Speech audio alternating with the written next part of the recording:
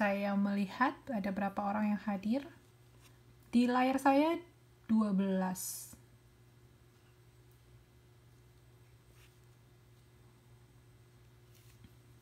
Mbak Era ini ada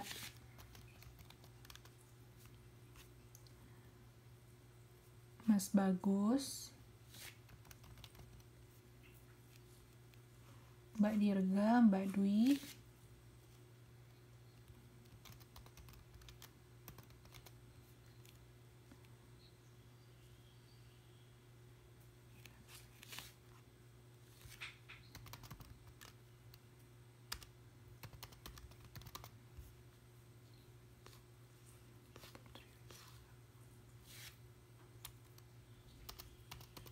siapa?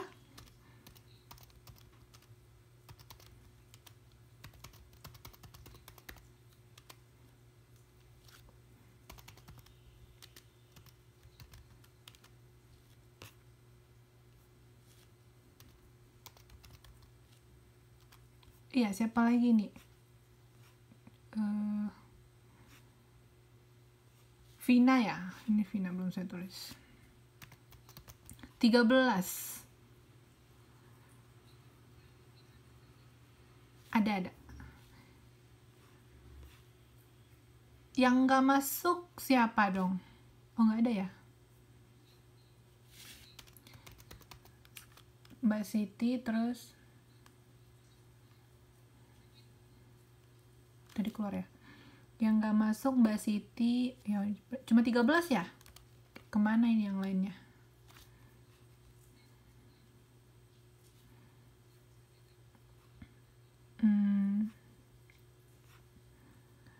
Oke. Mbak Siti Alfia kenapa? Ada yang tahu nggak? Kenapa, Mbak? Oh, kelas 10-nya masuk. Oh iya. Oke lah. Coba nanti. Ketua kelas kalian Mas Bagus, siapa ketua kelasnya? Oh, Mbak Dirga. Yang satu lagi teman sekelas kalian udah balik ke Indo ya? Siapa? Mbak Desi ya kalau nggak salah. Oh, jadi kalian tinggal berapa orang ini? 15 orang ya? Oke. Itu keluar atau Oh. Oh iya. Oh ya, pindah ya. Oke lah. Iya. Jadi kalian ini dong saling apa namanya? Kalau ada temennya yang kira-kira kesulitan atau apa jarang masuk ditanyain, nanti dia kalau ada masalah kan bisa dibantu solusi gitu. Biar nanti tetap utuh satu angkatan sampai lulus sama-sama gitu, lulus bareng-bareng. Semester ini kan pada apa? Siapa teman kalian yang ikut wisuda? Enggak, teman-teman yang kalian tahu yang di UT. Enggak ada yang tahu. Kenapa nggak tahu? Nggak ditanyain kakak seniornya. Waduh. Iya, teman-teman kalian, angkatan atas kalian. Kepada kenal, aduh, ini seriusan kalian nggak mau datang gitu untuk apa? Biar semakin semangat gitu kan. Biasanya kalau kita hadiri gitu wisudanya semakin semangat belajarnya, semakin semangat kuliahnya gitu. Kalian semester berapa? 5? Semester 5, mereka semester 8, 9. Mungkin gak kenal ya. Oke lah. Rizka yang mana ini? Kenapa Mbak Rizka mau nyusul duluan? Udah selesai.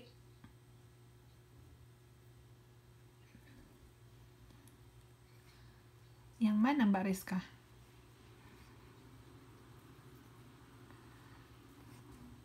Iya, kok udah wisuda aja? Kalian bercanda ya?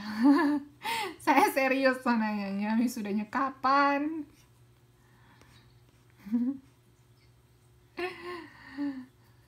Curi start gitu ya.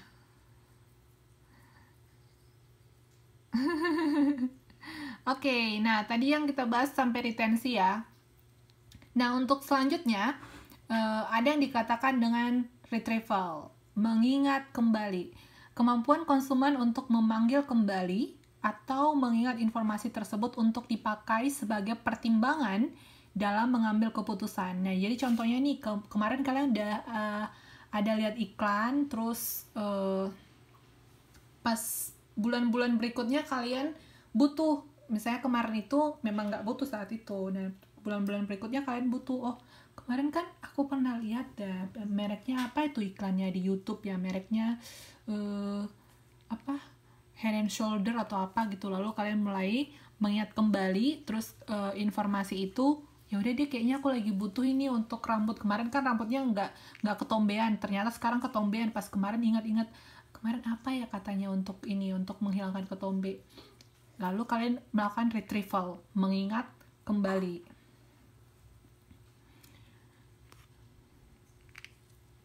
Bukan mengingat kembali mantan ya, kalian tadi kalau dibahas mantan aja sepertinya mantan kata Mbak Nina jangan diingat kembali, ya kan Mbak Nina?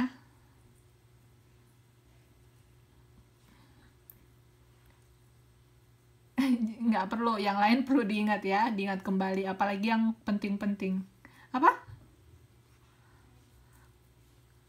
Oh, bikin baper. Bikin baper. Bikin baper ya. Saya pikir tadi mbaknya mau bikin makanan, sejenis makanan gitu. Wafer. Kan lagi puasa kok, udah kenyang. Kalian masih... Oh gitu. Oh, ya udah, jangan lupa sampai ke Hualien ya. Ih. Oh ya udah, itu juga boleh. Karena katanya ada yang mau. Oh. Iya. Jadi untuk pengolahan informasinya sampai ke penyimpanan memori, menurut Schiffman dan Kano kira-kira seperti ini. Jadi dia ada sensorinya, memasukkan inputnya, lalu masuklah ke sensori memori kita. Sensori memori tadi berapa lama? Kurang ya 1 detik. Nah, di sini dia bisa mengingat, bisa dilanjutkan atau bisa losing, bisa blur, buyar gitu, nggak ingat sama sekali. Nah, ketika dilakukan rehearsal, dia bisa masuk ke short term memory. Short term memory itu berapa lama? Oke. Nah, kalau ya untuk yang short term memory, ketika dia menarik untuk diingat, dia bakal di storage ke long term memory. Nah, untuk proses long term memory ini juga perlu yang namanya rehearsal. Ini selain untuk yang kita pelajari di perilaku konsumen dalam kehidupan sehari-hari, apalagi untuk kalian belajar juga bisa dilakukan ya rehearsal untuk menyerap informasi dari buku atau dari video-video yang kalian pelajari. Bisa dengan cara encoding dan cara rehearsal.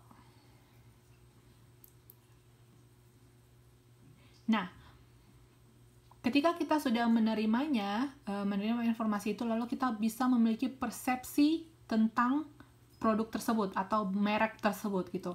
Kalau kita sudah menerima ya.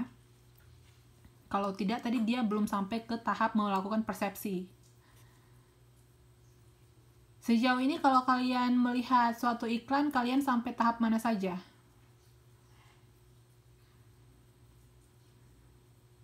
Saya cuma sampai tahap 2 bu gitu. Nggak paham, dilihat sih cuman nggak paham gitu. Semuanya sampai tahap penerimaan kah?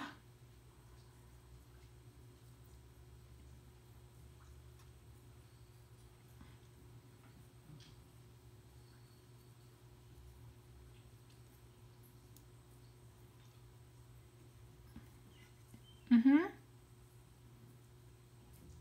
Oke, kata Mbak Eti, sejauh ini sih dominannya yang dia lihat, yang perhatikan, dia bisa sampai ke retensi.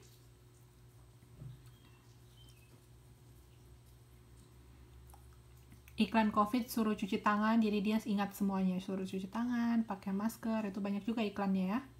Jadi banyak influencer juga yang buat video ketika dia baru sampai rumah, dia semprot dulu tangannya, langsung ganti baju. Saya ada lihat influencer juga melakukan seperti itu gitu. Jadi saya juga ingat kayak Mbak Eti. Oke. Nah, ketika kita bisa memahaminya dan itu kita akan membentuk yang namanya persepsi. Nah, peran persepsi konsumen dalam pemasaran itu yang pertama, ketika kita memiliki persepsi, kita bisa memberikan kesan tentang perusahaan itu, atau kesan tentang produknya, atau kesan tentang mereknya. Nah, ketika kita memiliki kesan, kita memiliki citra. Citra ini apa kemarin? Kalau kita bilang citra produk,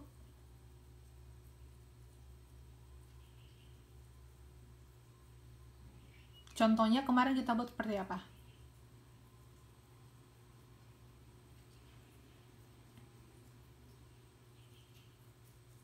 Minggu lalu yang ketika saya bilang Nike,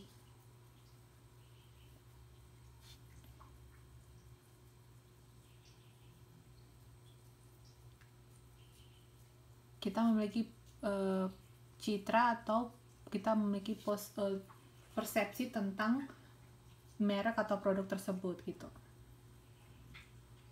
Jangan lupa ya pelajaran minggu lalu. Kayaknya kalian masukin ke short term memory deh pelajarannya. Aduh, ya beneran. Kalau kayak gitu nanti tugasnya saya tambahin ya. Hari ini saya mau kasih tugas, berarti tugasnya saya tambahin fix. Berarti kalau saya lagi ngajar ini kalian masukin kemana? Ke memori yang mana? Aha. Dibaca ulang lagi dong, rehearsal. Kan ada modulnya sekarang, udah ada modulnya. Jadi biar langsung masuk long term memory. Kebanyakan tugas, orang tugasnya belum dikasih juga.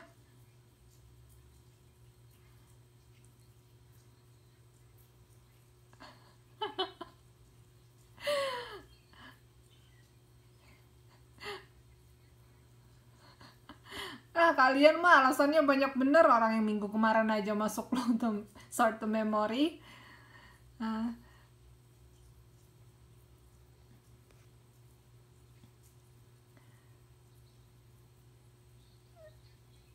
Ah, coba.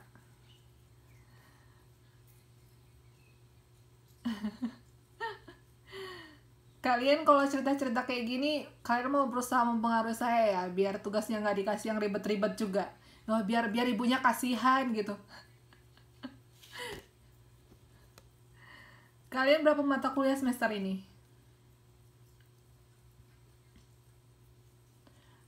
6. Yang tuton?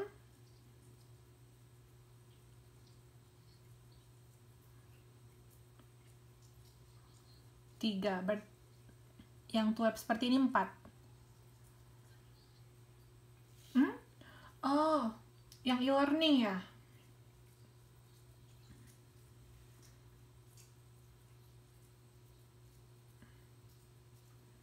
Oke. Ya. Tapi nanti kalau dikasih tugas seperti ini, kalian nikmati saja gitu. Nanti kalau kalian udah lulus, kalian pasti rindu masa-masa ngerjain tugas, masa-masa bingung masuk ke short term memory semuanya gitu. Maksudnya yang mana-mana ditanya lupa gitu. Jadi dinikmati aja. Karena memang ada masanya, beneran ada masanya kok. Jadi nggak selamanya kayak gini juga. Jadi dijalani aja, nggak perlu yang aduh udah mau buyar nggak tahu lagi ini kalau ditambahin satu lagi kayaknya. Jangan. Karena memang setiap stage itu, tingkat itu ada masanya. Jadi kalian masih mahasiswa seperti ini, nanti ketika kalian sudah wisuda pasti bakal rindu masa-masa seperti ini. Jadi bisa cerita juga, bisa berkesan gitu.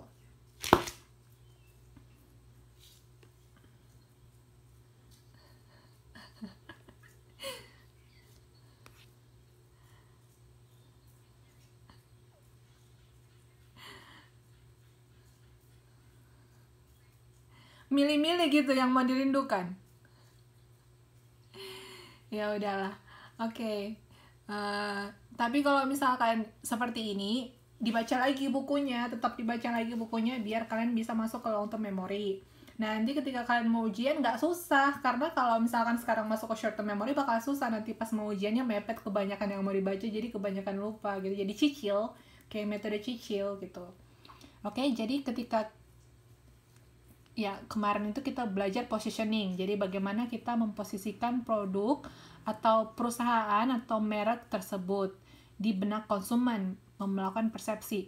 Jadi bagaimana citra perusahaan tersebut yang ada dalam konsumen gitu. Jadi ketika kita bilang kita bilang Asus, apa yang ada dalam benak kalian?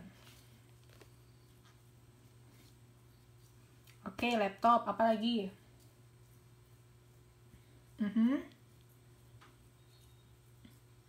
Oke, apa lagi? Taiwan. Mereka banyak masih pakai produk Asus juga.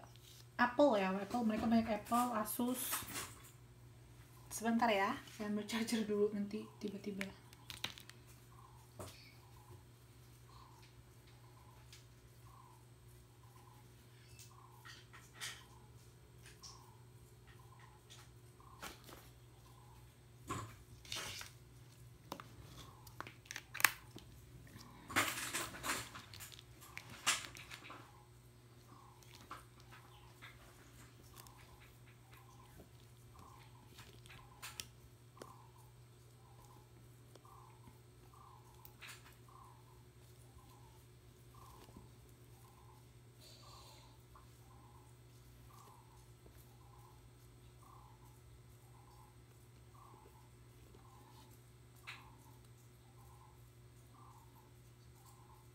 Nah, ketika kita memiliki citra perusahaan tersebut, ada persepsi yang bisa kita bentuk juga,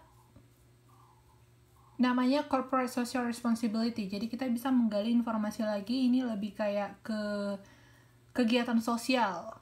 Kalau kemarin kita bahas mereka melakukan CSR itu, contohnya bagaimana kegiatan sosial yang sekalian iklan yang dilakukan, promosi yang dilakukan perusahaan. Contohnya apa minggu lalu?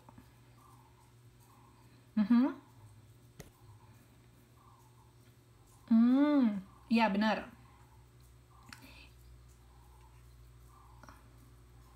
Oke, ya bagus ya. Kalau kayak gitu kan saya senang. Ya, jadi itu termasuk kegiatan mereka juga yang membuat persepsi di benak konsumen. Kalau seperti itu, persepsi kalian baik nggak tentang perusahaannya? Ya, terus mereka juga ada melakukan promosi dengan memberikan beasiswa gitu. Beasiswa apa yang, ya beasiswa Jarum. Beasiswa apa lagi yang sedang kalian ikuti saat ini?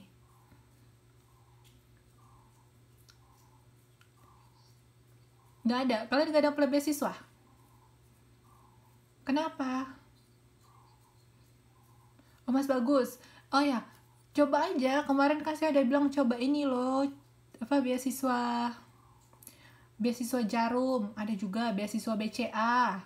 Kenapa kalian tidak mau coba? Kalian IPK-nya tinggi kan? Semester kemarin? Ya, nggak masalah. Ah? Kok 4 koma? Emang paling tinggi berapa? 4.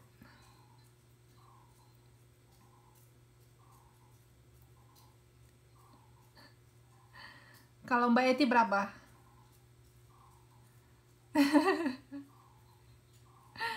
Ya, jadi kalian Saya rasa kalau semester kemarin banyak deh yang ini dapat nilai bagus-bagus, dapat nilai A gitu. Kalau karena katanya apa katanya kemarin siapa yang update gitu rezeki COVID gitu, jadi belajarnya nggak ada ujian kayaknya kemarin. Yang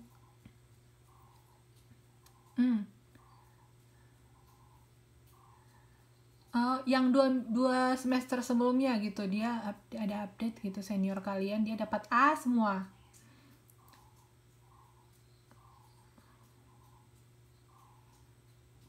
Nggak ada ujian ya. Di situ nilainya bagus-bagus ya. Ya, nah pada saat kayak gitu kalian apply beasiswa aja gitu.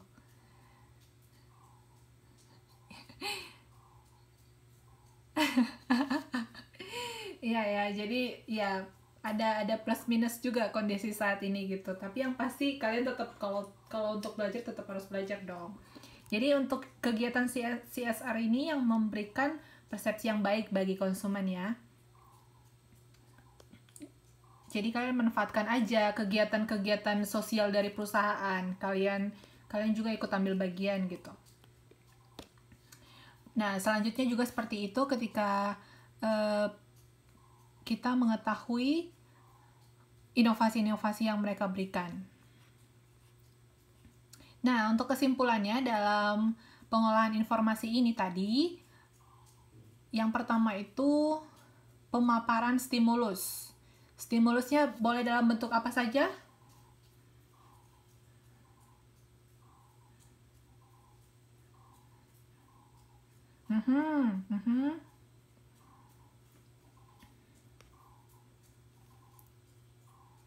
Bisa dalam bentuk apa saja, video, merek, ya. Jadi mereka bisa memberikan stimulus dalam bentuk apa saja ya.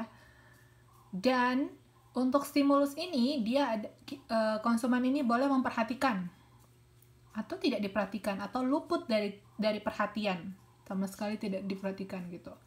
Nah, ketika stimulus yang dipaparkan tadi diperhatikan oleh konsumen, ada dua hal yang bisa terjadi proses selanjutnya. Yang pertama, dipahami. Dan dapat saja yang stimulus yang sudah dipaparkan tadi diperhatikan tapi tidak dipahami gitu. Jadi, ketika dia dipahami, dia akan masuk ke proses selanjutnya. Dapat diterima. Oke, ketika kita sudah terima, kita pahami tadi, lalu kita bisa menerima informasinya, dan kemungkinan saja tidak diterima. Oke, memang dipahami, cuma dia tidak terima gitu. Dan ketika dia tidak menerima informasi itu, dia tidak bisa memberikan persepsi apa saja tentang informasi yang diberikan. Ketika informasi tadi diterima, dia bisa memberikan persepsi.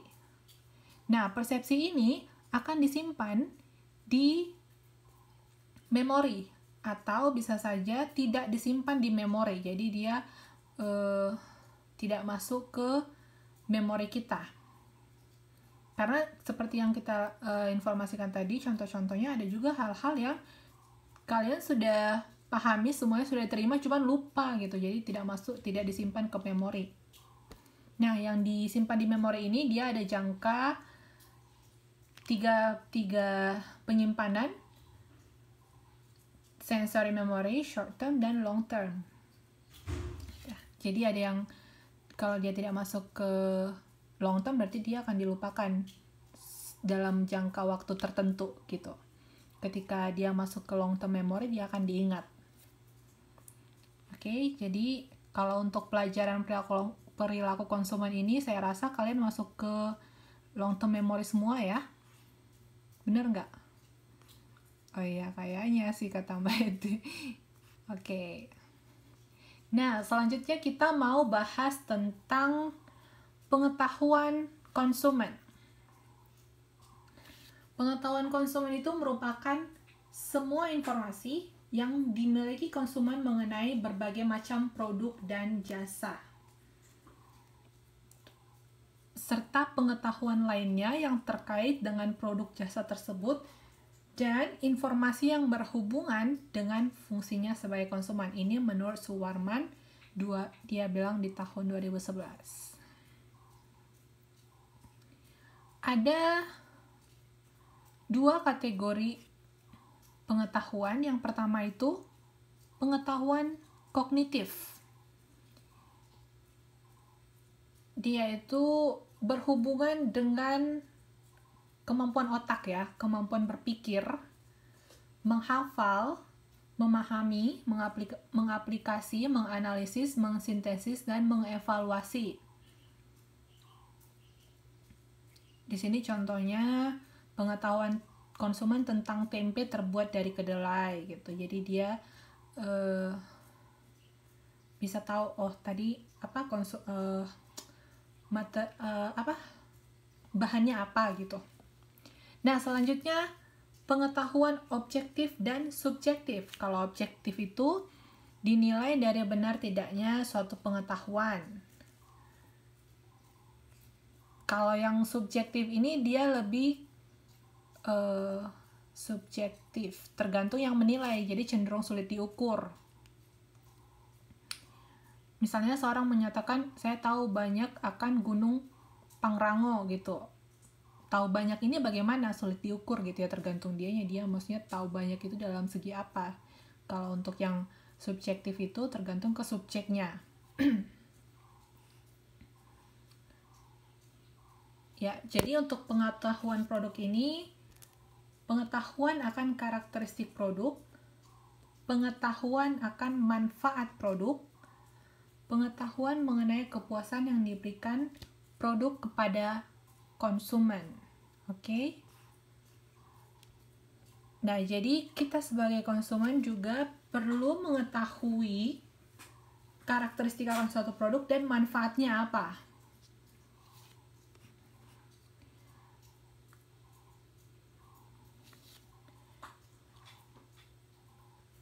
Oke, selanjutnya ada yang dikatakan dengan persepsi resiko, ketidakpastian atau konsekuensi manfaat yang dirasakan setelah membeli atau mengkonsumsi produk. Jadi dia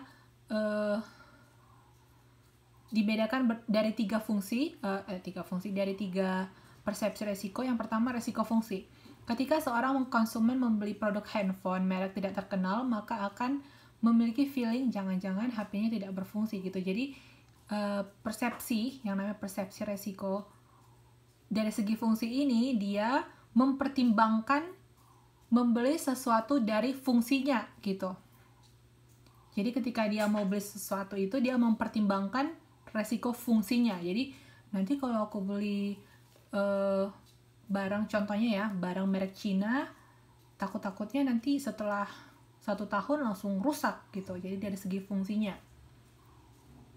Nah, selanjutnya mempersepsikan resiko dari segi keuangan. Jadi dia mempertimbangkannya dari segi keuangan, risiko keuangan. Konsumen merasa jika membeli HP baru akan merasa jangan-jangan tidak bisa membayar angsuran kendaraan bermotor gitu. Jadi dia mempertimbangkan dari segi keuangan. Yang ketiga, resiko fisik. Seorang konsumen menggunakan kosmetik merek yang belum dikenal akan merasa mungkin wajahnya akan menjadi iritasi. Jadi dia mempertimbangkan dari segi fisik gitu. Coba kalian buat kehidupan sehari-hari ketika kalian mempertimbangkan sesuatu itu dari resiko fungsi. Kalian mempertimbangkan fungsinya.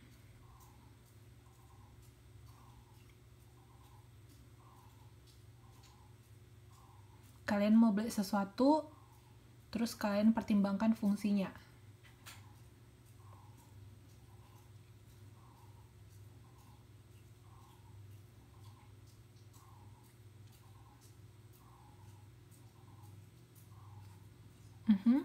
Tapi malu gitu ngomongnya.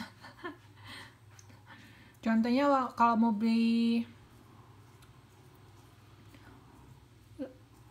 laptop, kalau aku beli merek A atau merek B gitu, apa yang kalian pertimbangkan? Kita bicara resiko fungsi sekarang.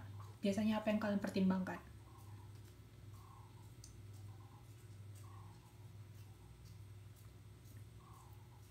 Kayak deh, buat kalau dia mau beli merek Apple, MacBook sama merek yang lainnya gitu. Kenapa jadinya membeli Apple, produk Apple? Apa yang dipertimbangkan dari segi fungsi?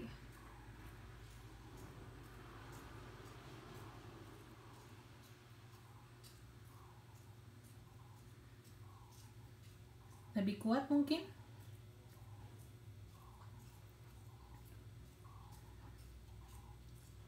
Oke, Mbak Eti kan yang pakai MacBook semua kan? Ya nggak sih? Siapa? Siapa yang minggu lalu head-on itu yang pakai MacBook semua? Produk Apple.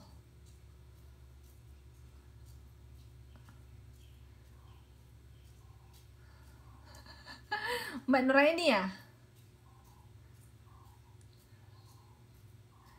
Oh, kirain Mbak Eti minggu lalu. Mbak Nuraini dia sambil kerja kayak ini. Kalau Mbak Eti pakai apa?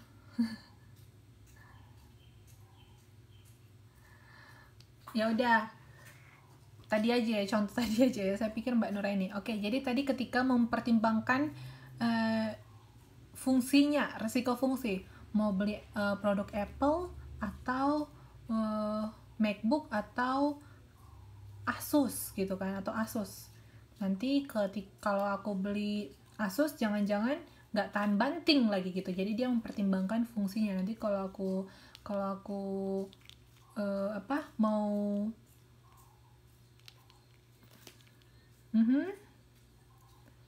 iya contohnya Cin. Mbak pakai Asus ya? Iya, katanya sih kayak gitu yang pakai. Saya Iya, saya juga pakai dua-duanya sampai sekarang. Yang satu itu udah jarang saya pakai sih, saya udah lebih sering pakai Sony, handphone atau laptop? HP, sampai sekarang masih pakai. Udah kecelakaan. Iya,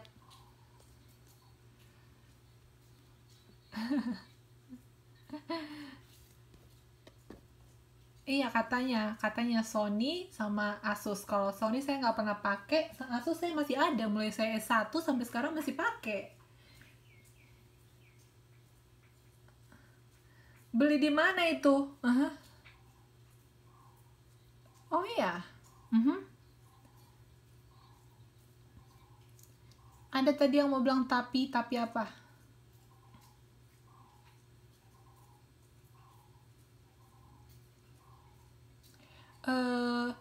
Bisa dari segi durability ya. Jadi ada yang ya. Jadi ketahanan dari spare partnya gitu. Jadi memang benar-benar kuat dia buat durability-nya. Ada barang-barang yang siap dipakai langsung rusak gitu. Ketahanannya. Fungsi-fungsinya nggak berjalan dengan baik lagi, udah yang meler-meler. Oke, tadi contohnya tadi fungsinya Asus sama Apple. Saya cuma mau mencontohkan yang hedon minggu lalu aja, ternyata Mbak Etinya salah orang. Oke, jadi contohnya nih Mbak Eti bilang, jangan-jangan nanti kalau ya contoh.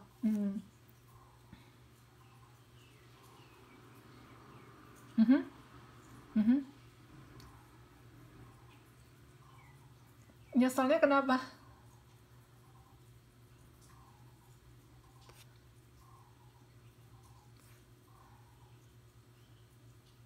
Itu masuk nomor 2 aja. Iya.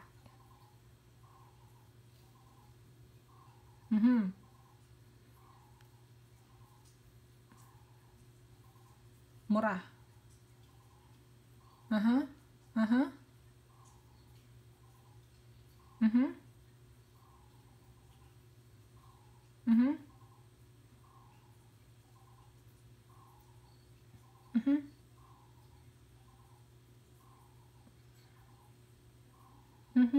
Terus akhirnya yang mana satu yang itu?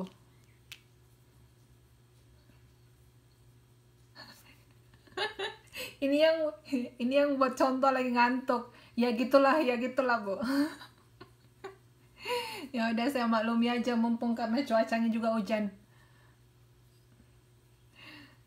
Suara. Hmm, hmm, mhm, mhm, mhm, mhm, mhm. Iya, tapi iya fungsinya. Cuman kalian tuh membedakan yang brandnya, mereknya gitu. Kalau A atau B, tapi kalian pertimbangkan dari fungsinya gitu. Aha, aha.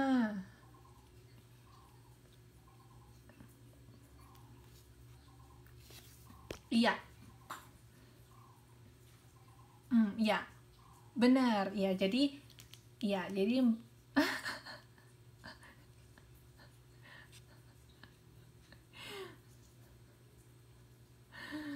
kenapa kalian semua lagi pada mau glowing gitu semester ini? Iya, di rumah terus gitu. Oke, ya jadi seperti itu ya. Jadi kalian membandingkan mau beli sesuatu dari persepsi yang kalian tahu dari fungsinya. Oh, yang ini fungsinya, jangan-jangan yang ini nggak ada vitamin E-nya nanti gitu. Jadi pokoknya kandungannya juga boleh dipertimbangkan. Kandungan itu masuk ke fungsi juga ya, karena dia kandungan kandungan vitamin E, vitamin B itu untuk fungsinya mencerahkan wajah dan kira-kira seperti itu. Oke? Nah, selanjutnya untuk resiko keuangan yang mirip sama yang dibilang Mbak Eti barusan. Jadi dia mempertimbangkan dari segi keuangannya. Nanti kalau misalkan nih yang beli yang brand A atau brand B, nanti kalau yang brand A harganya 30.000, yang brand B harganya 90.000. Nanti kalau aku beli yang brand B harga 90.000, nggak bisa dong aku pergi jalan-jalan lagi minggu depan gitu. Jadi dia mempertimbangkan dari resiko keuangan. Oke? Okay? Mirip sama yang dibilang sama Mbak Eti ya, pasti dia berkaitan dengan keuangannya, persepsi risiko keuangan. Nah, untuk yang risiko fisik, kita masukkan contoh yang dibuat Mbak Nina. Jadi ketika mau beli produk kecantikan A atau B. Nanti kalau aku pakai B belum BPOM. Kalau nanti aku beli yang B, memang sih hasilnya katanya menarik, tapi belum BPOM, jadi nggak bisa terlalu terpercaya. Ntar dipakai malah jadi punya efek samping lagi gitu. Tapi yang pasti pada saat itu kita memperhatikan resiko dari fisik kita saat menggunakannya gitu, oke? Okay?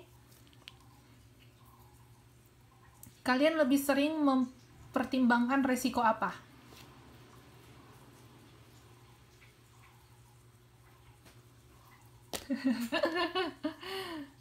Resiko. Oke, kata Mbak Nina dia lebih ke fungsi. Oke, yang lain?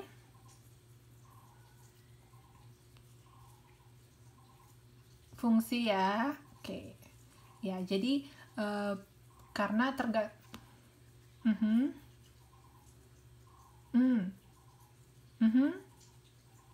Ya, tapi lebih seringnya kata Mbak Eti dia memperhatikan dari resiko fungsi ya, karena eh, kalau keuangan mah tinggal gesek aja katanya gitu, jadi nggak terlalu mempertimbangkan resiko keuangan. Kata Mbak Eti kemarin waktu lagi curcol sama saya. Oke, jadi kalian ingat aja persepsi itu bisa dilihat dari resiko fungsi, resiko keuangan, dan resiko fisik. Oke, ada beberapa resiko lagi juga. Yang selanjutnya resiko psikologis, resiko sosial, resiko waktu, dan resiko hilangnya kesempatan. Kita lihat dulu yang untuk psikologisnya bagaimana. Yang untuk resiko psikologis ini dikarenakan memiliki suatu produk yang dikhawatirkan memiliki risiko fisik. Misalkan dia lebih ke nomor 3 tadi, maka konsumen akan merasa malu memiliki wajah iritasi. Jadi dia ketika wajahnya iritasi ini akan mempengaruhi psikologisnya gitu. Dan mungkin bisa jadi dia mencoba ketika dari resiko fisik tadi, ketika dia mempertimbangkan resiko fisik, dia akan berkelanjutan mempertimbangkan risiko psikologis. Ntar kalau wajah jadi jerawatan karena efek sampingnya, aku nggak mau lah ketemu pacarku gitu. Jadi itu mempertimbangkan dari risiko psikologis gitu. Malulah ketemu teman-teman, malulah masuk ikut kelas TTM gitu. Malah jadi libur TTM. Nah, selanjutnya risiko sosial. Konsumen akan merasa disisihkan dari lingkungan sosial, misalkan karena memiliki wajah iritasi. Ini berkelanjutan dari yang pertimbangan risiko fisik tadi. Nah, yang selanjutnya risiko waktu.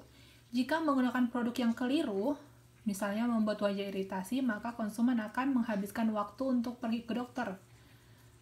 Terus ketika wajahnya iritasi, kan harus melakukan perawatan lagi ya. Nah, masalahnya aku nggak punya waktu. Jangankan pergi ke dokter, libur aja biasanya aku harus belajar, ngerjain tugas, banyak PR gitu. Jadi mempertimbangkan dari risiko waktu. Nah, selanjutnya risiko hilangnya kesempatan.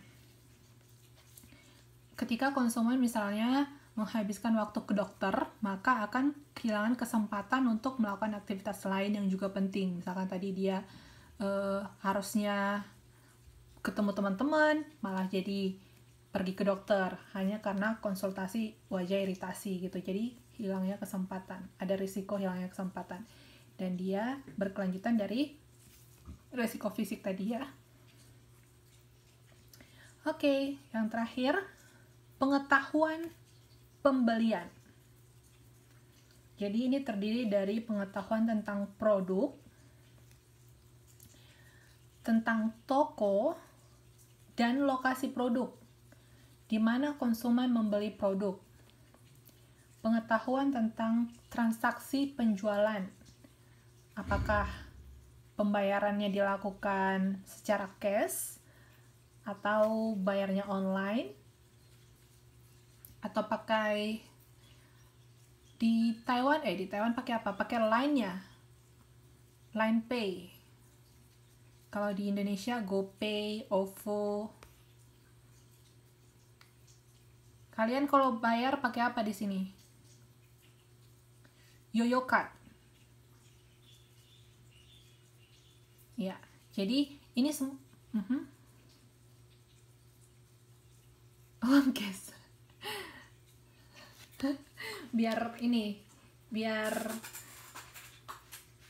biar dompetnya berfungsi gitu.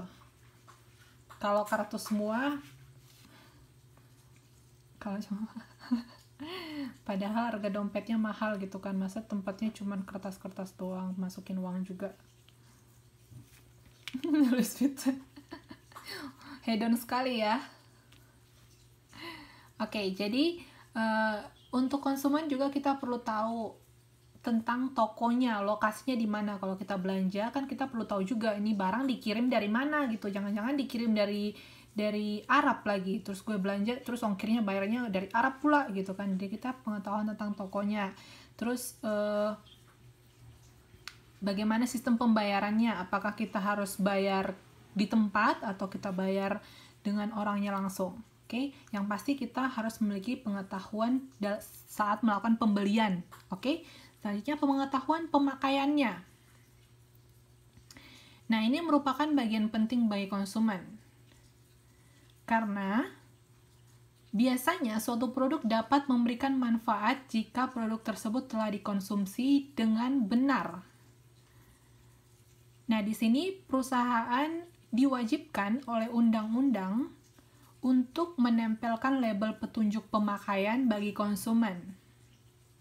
Nah, melalui pengetahuan pemakaian ini, konsumen akan memperoleh manfaat yang maksimal dan kepuasan yang tinggi jika mengkonsumsi produk dengan benar. Jadi, kalau di Indonesia juga di Taiwan juga saya rasa wajib ya, mereka ada undang-undangnya, kalau pemakaian produk itu harus dicantumkan gitu, bagaimana cara pemakaiannya, biar tidak salah pakai, salah guna gitu. Berapa kapasitas maksimal, berapa maksimal yang harus dikonsumsi per hari, berapa batasnya gitu. Nanti kan kalau misalkan kelebihan bisa saja memiliki efek samping gitu. Jadi itu harus dijelaskan dan itu diwajibkan oleh undang-undang. Kalau kalian memakai sesuatu, kalian perhatikan nggak informasi yang ada di labelnya? Atau langsung tancap gas saja? Diperhatikan. Informasi apa yang kalian lihat di labelnya? Biasanya contohnya apa, Mbak? Saya produk buat glowing. Oh, makan obat. Ya bener, makan obat ya. Atau ya makan obat, terus pakai produk kecantikan. Misalkan ini apa yang duluan dipakai, apa yang duluan diaplikasikan. Nah, nanti salah urutan malah malah jadi merah lagi wajahnya gitu. Jadi untuk pemakaiannya harus dibaca, dan ini juga pemasar wajib memberikan informasinya. Nanti kalian ketika kalian mau jual produk atau apa saja itu, kalian juga perlu mencantumkan informasinya. Contohnya, misalkan kemarin siapa yang mau jual kemasan makanan instan? Mbak yang mana itu? Yang mau jual makanan instan? Iya, Mbak Reni ya? Oh, Mbak Nuraini. Oke, contohnya nih Mbak Nuraini, dia mau jual makanan frozen. Dia perlu mencantumkan tuh Mbak, nanti labelnya ditempel aja, nggak perlu panjang-panjang. Jadi berapa lama dipanasin, berapa lama disimpan. Pokoknya informasi-informasi yang berhubungan ke makanan tersebut yang Mbak rasa kira-kira wajib untuk diketahui. Karena kalau misalkan terus ntar dia masaknya kelamaan, misalkan nih rendang frozen gitu kan, terus ntar dia masaknya 1 jam kan, jadi apa nanti makanannya, padahal makanannya udah masak gitu. Jadi ini juga akan mempengaruhi manfaatnya. Jadi kalau misalkan penggunaannya secara maksimal kan, konsumennya juga yang akan puas. Nah, ketika dia puas, dia pasti akan memberikan review yang baik tentang produknya gitu. Jadi kita juga perlu menjelaskan cara-cara pemakaiannya gitu. Oke, jadi kalau di undang-undang tentang perdagangan itu diatur di tahun 2014, Undang-Undang Nomor 7. Undang-undang ini dibuat dengan mengedepankan kepentingan nasional dan ditujukan untuk melindungi pasar domestik dan produk dalam negeri. Jadi produk-produk yang diperdagangkan di dalam negeri semaksimal mungkin juga diproduksi dalam negeri, menopang ketahanan ekonomi, menjaga keseimbangan kepentingan produsen maupun kepentingan konsumen. Kerangka perlindungan konsumen ditegakkan melalui kewajiban penggunaan label berbahasa Indonesia untuk barang-barang yang diperdagangkan dalam negeri dan ketentuan pemenuhan SNI. Apa ini SNI? Ada yang tahu?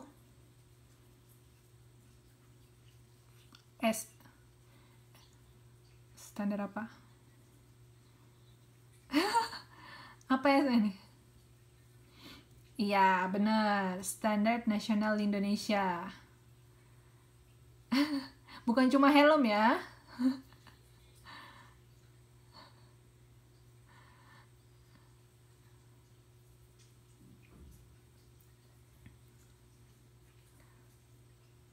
Oke, jadi mungkin yang kalian ingat itu informasi ketika ada iklan. Jadi dia iklan siapa itu yang sudah SNI ya? Sudah ya, pokoknya dia ada iklan yang memang ini kemarin banyak ini iklannya tentang SNI ya, helmnya.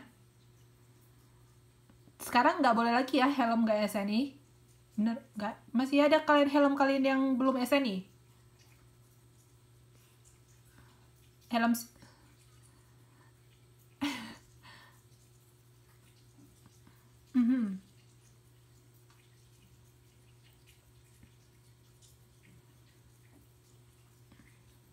lucu-lucu.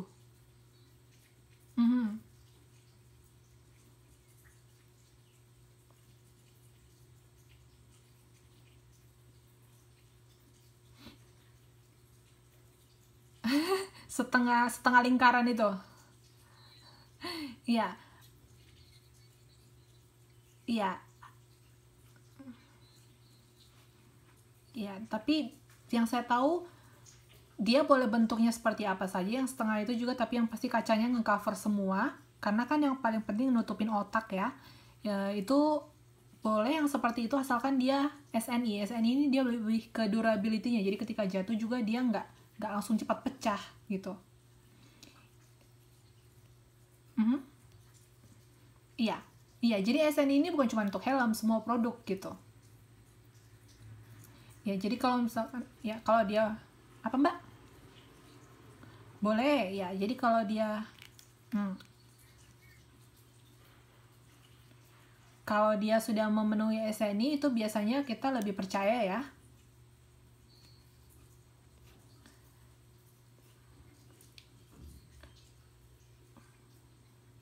Iya, iya benar. Jadi kalau dia sudah SNI, berarti dia sudah standar internasional.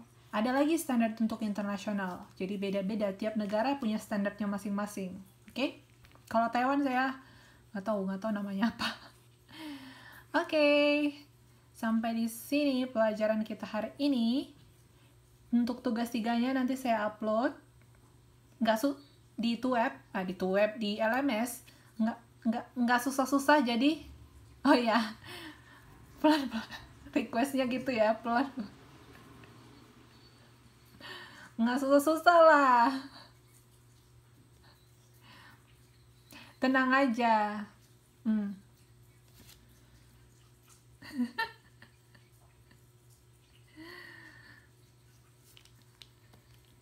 Yang apa?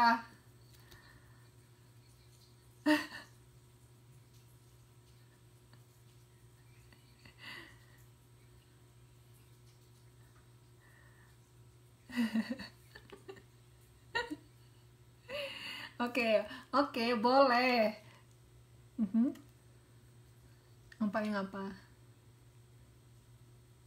Hah?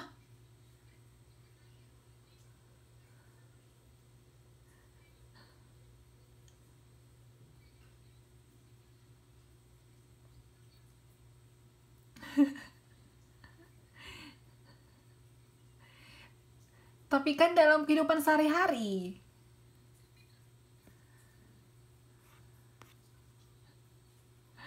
Oke lah, tapi yang pasti kalian inilah kalau dikasih apa pelajaran hari ini diingat gitu. Kalau kayak gitu kan saya nggak kasih tugas yang ribet-ribet, terus aktif. Nah kalau kayak gitu oke, boleh boleh tawar menawar.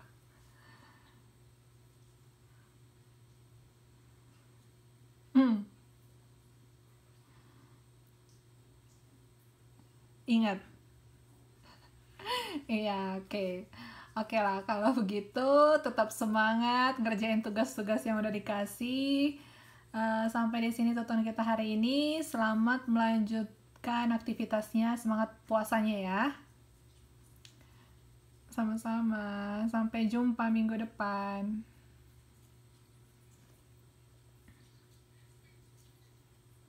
Apa Mbak?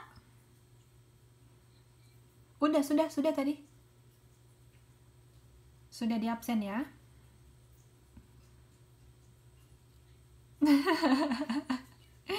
Oke, sampai jumpa.